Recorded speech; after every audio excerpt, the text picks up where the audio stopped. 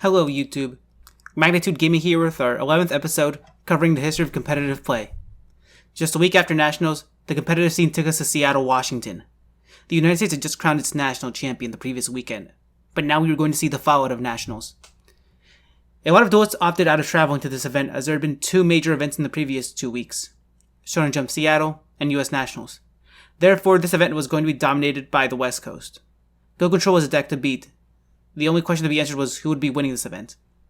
This was also the last event to give out Cyber-Stein as a prize card. Top 8 was dominated by a familiar team, Comic Odyssey. The team placed 5 members into top 8. Augusto Moda, Christian Martinez, Michael Fukuyama, Osman Ortiz, and Terasek Punsambat. These guys were hoping to take the title home and bring in the last copy of Cyber-Stein for the team, as the team owned already more than half the Cyber-Steins. 7 if I believe to be correct. Luke Chang was an unknown player. In fact, he had attended other events in the West Coast and had gone 0-2 every time. Not this time though. He managed to get into top 8. Jay Kim from Team Savage was the only member on the team that made it into top 8 that wasn't part of Comic Odyssey. And once again, he was a dissenter.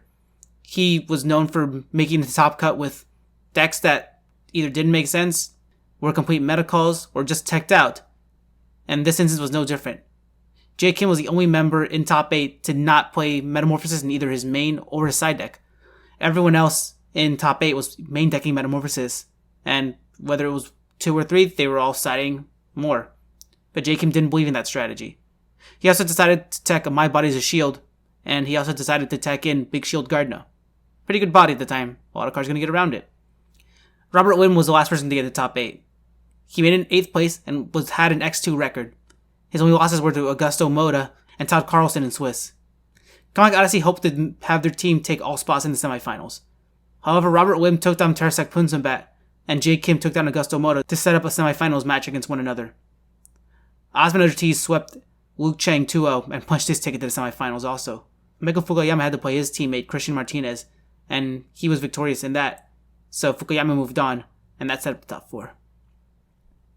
Top 4 was Jay Kim versus Robert Lim, and Osman Ortiz against Michael Fukuyama. Robert Lim hit Morphing Jar on a 50-50 chance with Double Men of Crossout. This allowed him to use his Jinzo and Blade Knight to beat over Big Shield Gardner. Kim drew a dead Mystical Space Typhoon and lost on his next turn. Osman Ortiz made quick work of Michael Fukuyama. Osman was looking to take his team back to the top after the last few events had been disappointing for Comic Odyssey. Robert Lim was hoping to take the world by storm and winning the first event that he topped and the first event that he didn't go 0-2 in. So to make a name for himself. Finals was on. It was Osman Ortiz versus Robert Lim. Game 1. Robert won the role and opted to go first. He started off with a face-on monster. Osman summoned Spirit Reaper and then used the Woman of Crossout to remove the monster. It attacked directly and discarded a giant True Nade from Robert's hand. Osman set a card then passed. Robert's then tried Infecting Virus and used its effect on the Reaper. He attacked into Sakuretsu Armor and set a spell or trap before ending. Osman summoned Breaker the Magical Warrior and destroyed the set card, which ended up being Scapegoats, and then Robert chained. He hit a Sheep token and set a card and passed. Robert passed on his turn, and Osman attacked another Sheep token. Robert set a monster and Osman flipped Ceasefire for 1,000 damage. His Breaker the Magical Warrior took out another token, and the game continued. Robert summoned Kaiku the Ghost Destroyer and attacked Breaker, removing Spirit Reaper from the graveyard. Osman tried to snatch Steel Kaiku, but Book of Moon was chained to save the monster. Osman passed and Robert tried to attack with DD Warrior Lady. It was successful, so Osman then set a card and ended. Robert attacked again, but this time it was stopped by Scapegoat. Robert did not attack any of the tokens, but he did flip up Kaiku once more.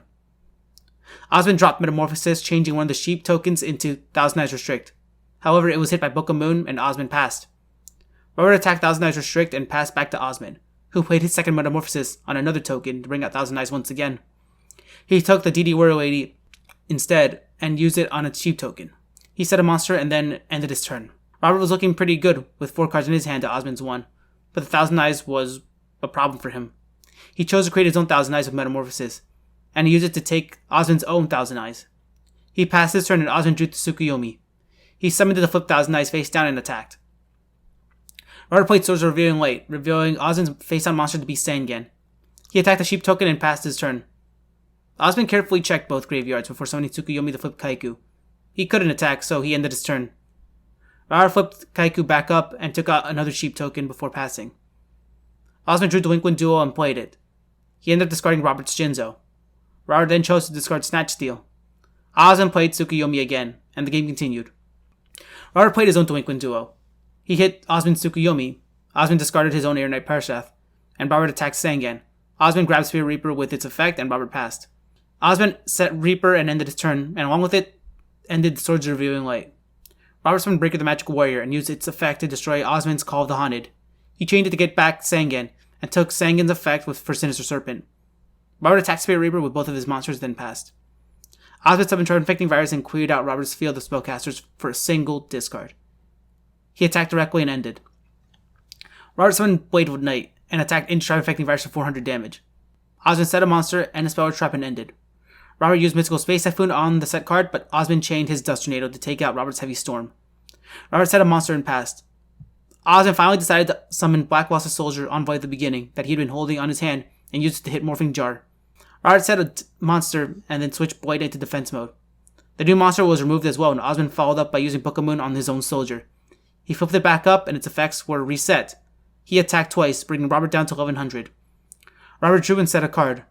Osmond flipped Magician of Faith to get back Book of Moon, then attacked with it. Robert took the attack, but when Osmond attacked the soldier, Robert played Scapegoats. 2 sheep tokens were destroyed and Osmond ended. Robert set a new monster, but Osmond removed it and flipped his soldier down again with Book of Moon.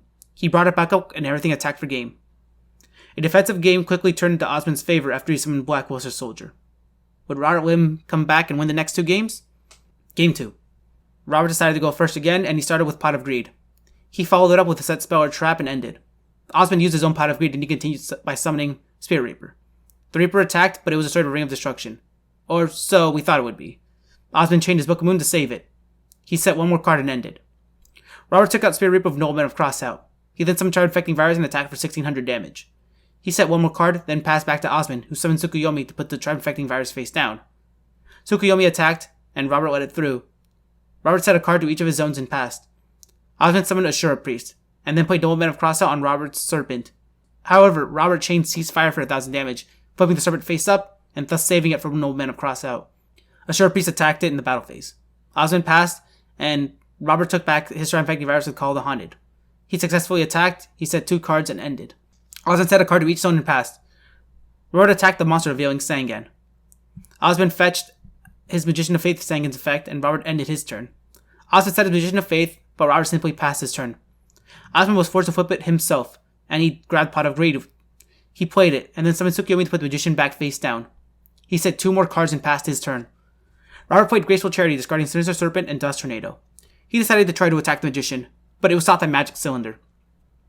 He set 1 more monster and ended his turn. Osmond flipped his Magician again to get Pot of Greed for the 3rd time, then played Double Mana Crossout to rid the field of Robert's face-down Magician of Faith. Osmond had 9 cards in his hand at this point, and things were looking great for him. He started placing cards in front of him as potential cards that he would play. Then he decided to flip his Magician back face down with Tsukuyomi's effect. He played Swords of Revealing Light and another face-down card. He ended his turn by discarding Ashura Priest to get down to 6 cards. Robert then set a card to each zone and then passed back to Osmond. Osmond flipped his Magician of Faith, this time fetching Nobleman of Crossout. He played it, removing Robert's Sangan from the field, and then finished by summoning Tsukuyomi once more and flipping the Magician. Robert passed again. Osmond got his Pot of Greed back for the 4th time, but still couldn't draw the mystery card he needed to win. He summoned Tsukuyomi again, and again the Magician went face down. At the end of the turn, he discarded King Tiger, Wangu, Spirit Reaper, and DD Warrior Lady, bringing himself down to 6 cards.